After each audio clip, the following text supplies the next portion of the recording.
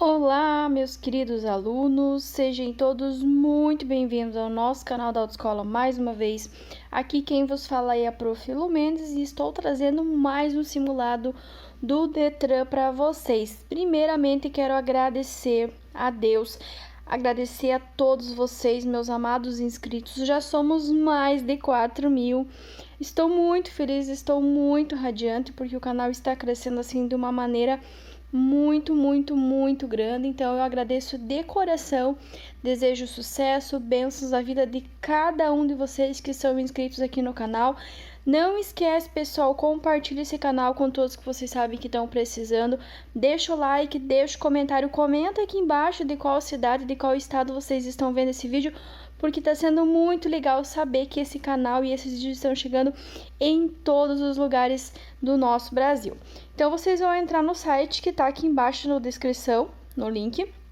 Vão selecionar a prova teórica, vão digitar a senha gráfica, então ali é um E, D, E, E, A. As únicas letras que podem ter A, B, C, D e E. Esta segunda que parece uma letra O não é uma letra O, é uma letra D. E vão clicar em iniciar no teclado virtual, não adianta nesse iniciar ali embaixo, tá? Tem que ser iniciar neste tecladinho virtual aqui. Clicou em iniciar, ele irá nos direcionar para o simulado. Lembrando, pessoal, são 30 questões. Vocês têm que acertar pelo menos 21 e vocês têm um tempo de 30. Lembrando, pessoal, são 30 questões, vocês têm que acertar no mínimo 21 num tempo de 50 minutos. Então, são 50 minutos, 30 questões, vocês precisam acertar pelo menos 21. Número 1. O condutor que tiver sua carteira nacional de habilitação cassada poderá se candidatar à reabilitação após. Primeiro, o que é cassado? O cassado é quando perde tudo, todas as categorias, todos os cursos, todos os anos de habilitação. Ele volta a estaca zero, como se nunca tivesse tido uma carteira. E ele vai ter que aguardar 24 meses do efetivo cumprimento da pena. Então, a suspensão, pessoal, é algo temporário, pode variar de 30 dias até 18 meses. Já na cassação, ele perde tudo, é algo definitivo, ele volta a estaca zero, vai ter que aguardar 24 meses do efetivo cumprimento da pena, vai ter que aguardar 2 anos para depois fazer uma nova habilitação. 2. No que se refere à habilitação para conduzir veículos automotores, considere os requisitos. Pessoal, os 3 requisitos estão corretíssimos.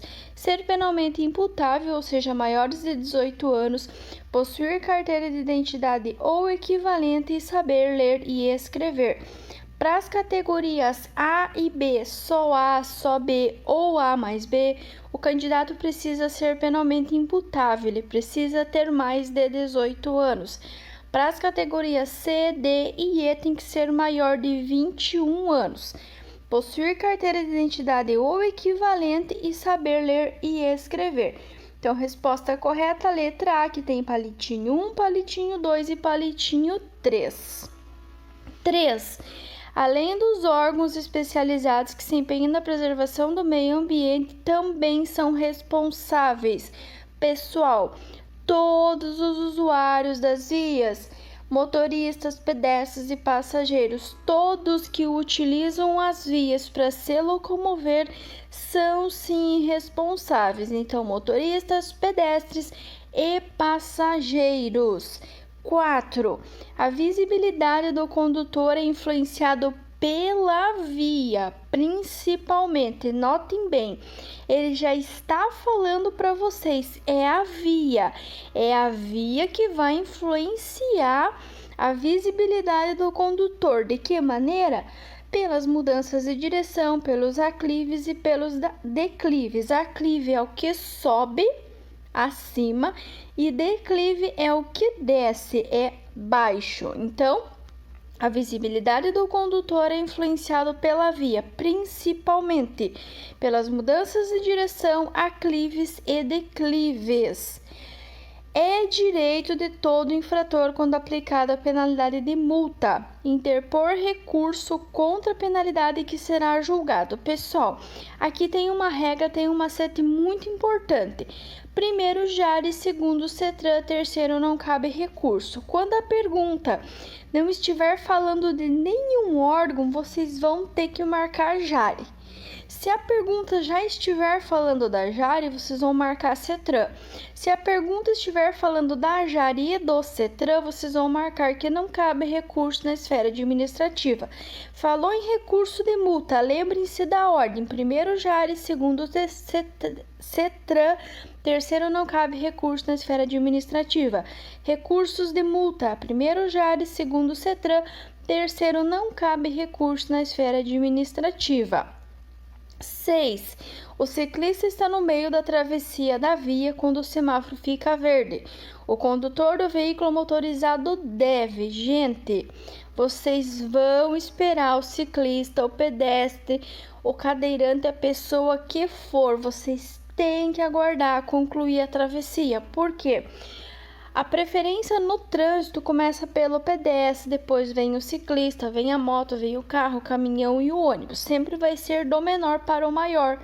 O maior sempre vai cuidar do menor. Então, se ele está no meio da travessia, por mais que o sinal ficou verde para você, você vai aguardar o final da travessia para só depois você seguir. 7.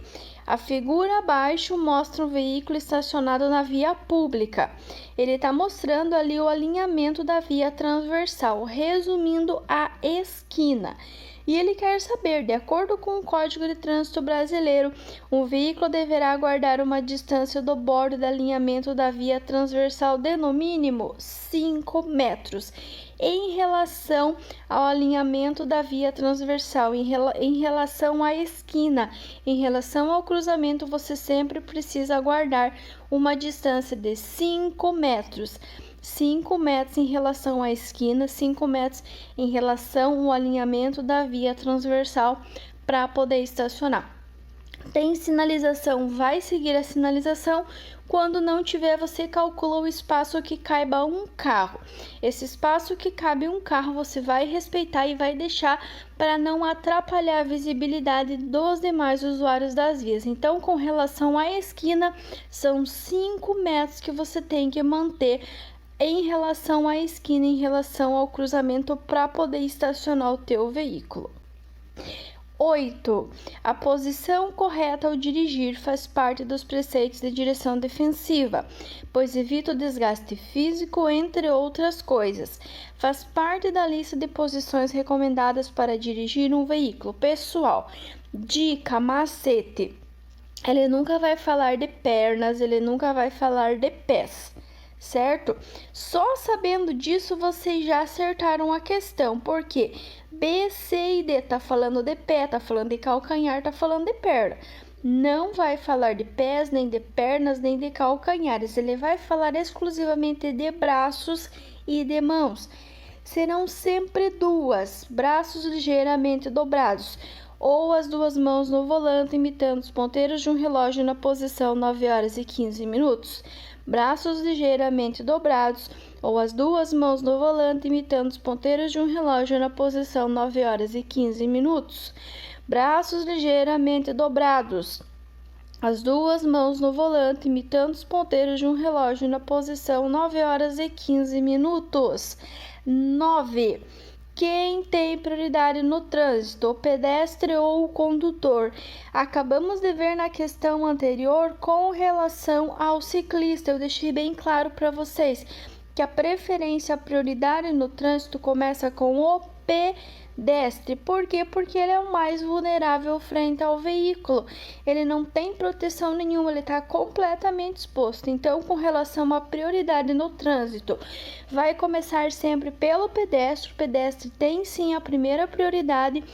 E quando falarmos em sinalização, lembrem-se que a única sinalização que prevalece sobre todas as demais são as ordens do agente de trânsito. certo? Prioridade no trânsito começa com o pedestre, pois ele é o mais vulnerável frente ao veículo. Com relação à sinalização, as ordens do agente de trânsito vão prevalecer sobre todas as demais sinalizações. 10. O condutor, ao ser acolhido por um forte vento lateral em uma rodovia, deve, primeiro, pessoal, macete, reduzir velocidade. Qualquer condição adversa que você encontre, chuva, neblina, garoa, cerração, tá com fome, tá cansado, o carro começou a fazer barulho, tá estranho, reduzir velocidade. Só sabendo desse macete vocês já teriam acertado a questão. Reduzir a velocidade para manter a estabilidade. Não vai segurar o volante levemente, nem trafegar em zigue-zague, nem acelerar. Vai reduzir a velocidade para manter a estabilidade do teu veículo. 11. Devido à tempestade, os cabos elétricos se romperam e estão sobre um carro com 3 passageiros. Nessa situação, o procedimento indicado é retirar os passageiros após afastar os cabos com um cano de ferro. Não, porque o cano de ferro vai conduzir eletricidade. Retirar os cabos enquanto aguarda o resgate também não, gente. Isso vocês têm que deixar para um profissional especializado, um profissional treinado. Solicitar a ajuda de outros motoristas para retirar os passageiros também não. Você vai orientar os passageiros para que permaneçam no interior do carro aguardando o resgate adequado. Orientar os passageiros para que permaneçam no interior do carro aguardando o resgate adequado e evitar entrar em contato com qualquer parte metálica do veículo. 12. A bateria desempenha um papel fundamental nos veículos. Sua função é a mesma coisa que a bateria do celular de vocês faz. O que ele faz? Armazena e fornece corrente elétrica. Você deixa a noite inteira carregando para você poder usar durante o dia. É a mesma coisa a bateria do teu carro. A única coisa é que você não fica tirando e colocando na tomada. Toda vez que você liga o carro, ela automaticamente está carregando. Então, falou da função da bateria, armazenar e fornecer corrente elétrica. Função da bateria, armazenar e fornecer corrente elétrica. Se falar em manutenção da bateria, completar com água destilada. Manutenção da bateria, completar com água destilada. Função da bateria, armazenar e fornecer corrente elétrica. Manutenção da bateria vai ser completar com água destilada. 13. Embora proibido pelo Código de Trânsito Brasileiro, grande número de motoristas continua usando o telefone celular enquanto dirigem. Sobre essa prática, considere as seguintes afirmações. 1. Ao utilizar o aparelho celular, o motorista tem menos controle sobre a velocidade do veículo e dá menos atenção à sinalização de trânsito? Sim, com certeza. 2. Estabelecer um diálogo com o passageiro é mais prejudicial ao trânsito? Não, não é. Conversar com o passageiro não é prejudicial. Tanto é que o passageiro, estando com você e ele vê um perigo à frente, ele mesmo já vai te alertar que existe um perigo, diferente do celular, porque ele não está no mesmo ambiente físico. O passageiro está no mesmo ambiente físico, então ele vai conseguir identificar os mesmos perigos que o condutor. Então, a 2 não é. 3. O uso do viva voz poderá desviar a atenção do condutor? Sim, com certeza. Mesmo usando no modo viva voz, vai desviar sim a atenção do condutor. Então, estão corretos. 1 e 3. Palitinho 1 e palitinho 3. 14. A circulação de pedestres nos acostamentos das rodovias é simplesmente permitida, tá? Com relação à circulação nas rodovias, a única regra que tem é para as bicicletas. As bicicletas são proibidas de trafegar na rodovia. Agora, para o pedestre, ela é simplesmente permitida. O pedestre pode sim circular pelo acostamento sem problema algum. 15. Os ciclomotores devem ser conduzidos nas vias urbanas preferencialmente. Primeiro, o que é um ciclomotor? Ciclomotor são aquelas motinhas pequenas de até 50 cilindradas ou de até 50 km por hora. São veículos lentos. Veículos lentos vão ficar aonde? Mais à direita da pista de rolamento. Falou em ciclomotor? Do centro para a direita. Do centro da faixa de trânsito mais à direita da pista de rolamento, porque são veículos mais lentos. Ou então, caso não tenha esse começo, sempre mais à direita da pista de rolamento. Ciclomotores do centro para a direita ou mais à direita da pista de rolamento. 16. Ao se deparar com um acidente, uma pessoa quer ajudar, mas não consegue cuidar dos acidentados porque sente-se mal, ao ver sangue e lesões. Nessa situação, a pessoa pode ajudar tomando medidas para afastar o perigo e evitar novos acidentes. Ela deve, portanto, 1. Ligar a chave da ignição? Não, muito pelo contrário. Vocês irão desligar a chave da ignição, porque chave ligada pode ter um vazamento de combustível, pode ter uma faísca, pode ter fogo que pode evoluir para uma explosão. Então, não é. Vocês vão desligar a chave. 2.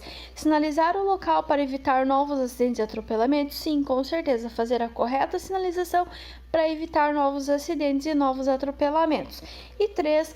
Definir um local para a melhor colocação do triângulo? Sim, com certeza. Então, estão corretas. Númerozinho romano 2 e númerozinho romano 3. Palitinho 2 e palitinho 3 estão corretas. 17. Com o passar dos anos dirigindo, os condutores vão desenvolvendo certos automatismos em relação aos movimentos e procedimentos que exigem um nível menor de concentração para sua execução. Em relação à direção defensiva, essa condição é regra, macete. Falou em condição adversa, desfavorável. Condição adversa, desfavorável. Sendo assim, já vamos eliminar letra A e letra B. Nós vamos ficar com a letra C. Desfavorável, pois, por mais atento que o condutor esteja, vão ocorrer situações inesperadas as quais poderão incorrer em acidentes. Então, falou em automatismo, desfavorável. Automatismo, desfavorável, pois por mais atento que o condutor esteja, vão acontecer situações inesperadas as quais poderão incorrer em acidentes. 18. Com o veículo em movimento, você deve verificar o funcionamento de, pessoal, veículo em movimento. Vocês irão verificar os itens básicos de segurança, que vão ser direção, freio, velocímetro e suspensão. Não vai ser o bagageiro, nem o ar-condicionado e nem o rádio. Por quê? Porque eles não são itens obrigatórios para a segurança de vocês.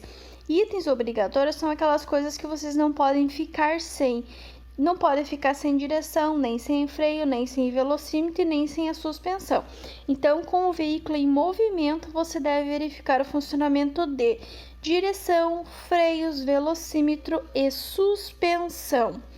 19. Transitar com o veículo em ciclovia ou ciclofaixa é infração gravíssima, sujeito a multa. Por quê?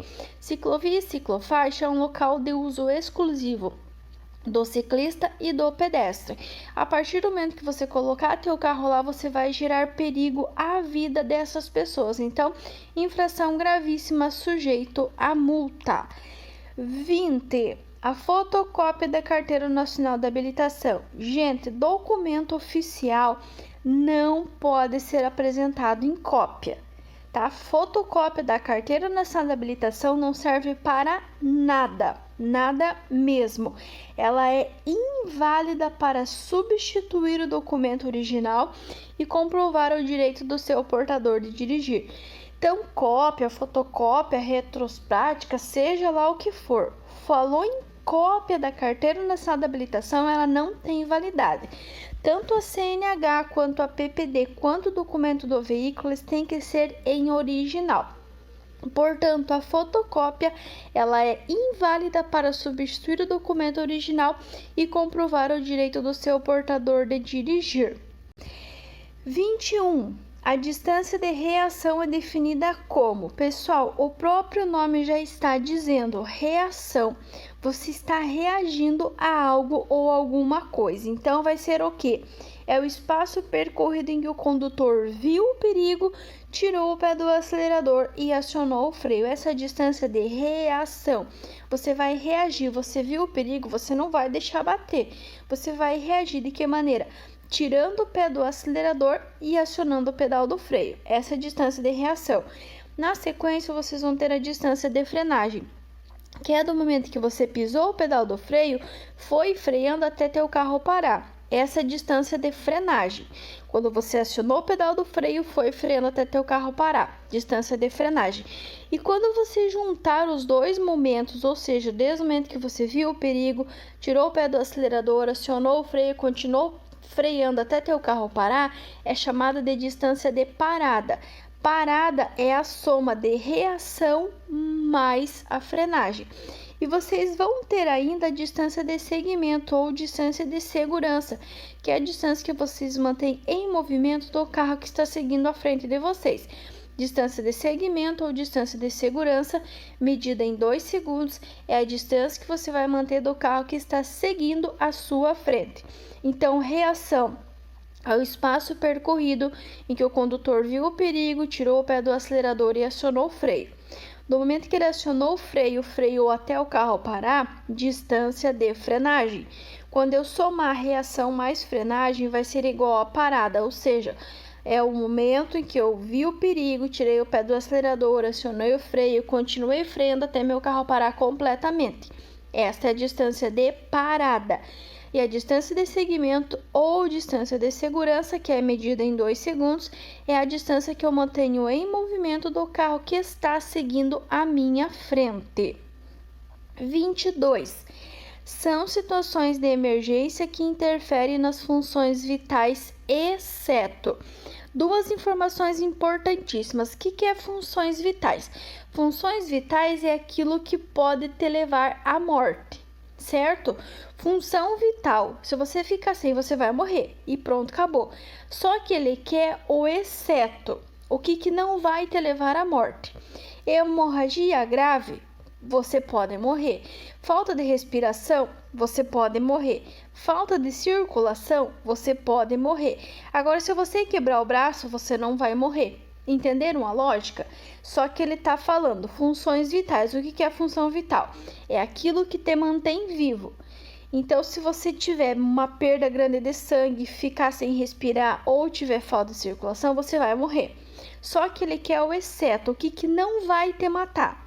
Hemorragia grave vai te matar. Falta de respiração, você pode morrer. Falta de circulação, você pode morrer. Agora, se você quebrar o braço, você não vai morrer. Entenderam?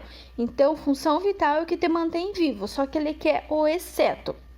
O que mesmo que ocorra, você vai continuar vivo, você não vai morrer, caso você frature o teu braço, seja uma fratura fechada ou uma fratura aberta.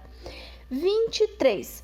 Atirar do veículo, abandonar navio, objetos ou substâncias é uma infração contra o meio ambiente. Infração contra o meio ambiente quase sempre vai ser infração de natureza média. Não vai ser gravíssima, porque gravíssima é tudo que apresenta risco à vida das outras pessoas.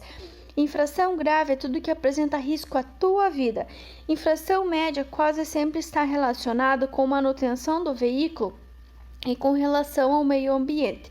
E infração leve quase sempre está relacionada com documentação. Então, atirar ou abandonar navio, objetos ou substâncias é uma infração de natureza média e a penalidade vai ser multa. 24. A placa A10B adverte. A placa A10B adverte. Qualquer coisa que seja, pessoal, está à direita. Então, vai ser um entroncamento oblíquo à direita. Vocês já poderiam tirar fora a letra A e a letra B. Aí ficaria em dúvida entre a confluência à direita e o entroncamento. Mas esta placa A placa A10B adverte, é uma placa de advertência. Advertências são todas as placas amarelas, elas advertem sobre situações potencialmente perigosas, indicando a sua natureza. A placa A10B é uma placa de advertência que significa entroncamento oblíquo à direita. 25, placa A27 significa novamente. Placa A são placas de advertência, elas advertem o condutor sobre situações potencialmente perigosas, indicando a sua natureza. Qualquer coisa que seja, alguma coisa que está desmoronando, alguma coisa que está caindo. Tem uma montanha na direita e essa montanha está caindo, está desmoronando, então vai ser área com desmoronamento. Placa A27 significa área com desmoronamento. Lembrando que as placas amarelas são placas de advertência, elas alertam o condutor sobre situações potencialmente perigosas, indicando a sua natureza. São situações futuras, são coisas que ainda irão acontecer. 26. É caracterizada como infração leve, com 3 pontos na carteira de habilitação quando o condutor. Lembre-se que as infrações leves são aquelas que estão relacionadas com documentação. Neste caso, deixar de atualizar o cadastro e registro do veículo ou de habilitação do condutor. Caracterizada como infração leve, com 3 pontos na carteira de habilitação quando o condutor. Deixar de atualizar o cadastro e registro do veículo ou de habilitação do condutor. 27. Caso a luz piloto, que corresponde à pressão do óleo lubrificante, acenda no painel com o óleo no nível, o motorista deve. Pessoal, qualquer situação grave que aconteça no teu carro, vocês vão sempre parar o veículo. Diminuir velocidade se necessário parar. Nesse caso, vocês vão parar o veículo e chamar o socorro mecânico. Acendeu a luz referente ao óleo, que é aquela lâmpadazinha vermelha lá, vocês vão parar o veículo e chamar o socorro mecânico, que é esse desenho que eu coloquei ali para vocês. Esse desenho da lâmpadazinha ali, da chaleirinha, é a luz que está indicando que tem alguma coisa errada com o óleo do motor do teu carro. Então, nesse caso, você vai parar o veículo e chamar um socorro mecânico. 28. Com relação ao trânsito, é legalmente assegurado ao cidadão brasileiro o direito de repreender um idoso que continuar atravessando a rua após a ocorrência do sinal vermelho? Não. Solicitar ao órgão competente a instalação de semáforo em cruzamento perigoso? Sim. Pode ser um semáforo, pode ser uma lombada, pode ser uma sinalização, qualquer coisa que haja necessidade. É assegurado ao cidadão solicitar ao órgão competente a instalação de semáforo em cruzamento perigoso. Não é estacionar mesmo o teu carro, né, num local permitido por até 30 minutos, não é. E nem reservar cones, sinalizadores em local para poder parar teu carro junto ao meio-fio. O correto vai ser a letra B. Solicitar ao órgão competente a instalação de semáforo em cruzamento perigoso. 29. Nos semáforos, o condutor deve parar mediante luz amarela somente se o tráfego após o cruzamento estiver congestionado. Não, luz amarela você vai ter que parar de qualquer jeito.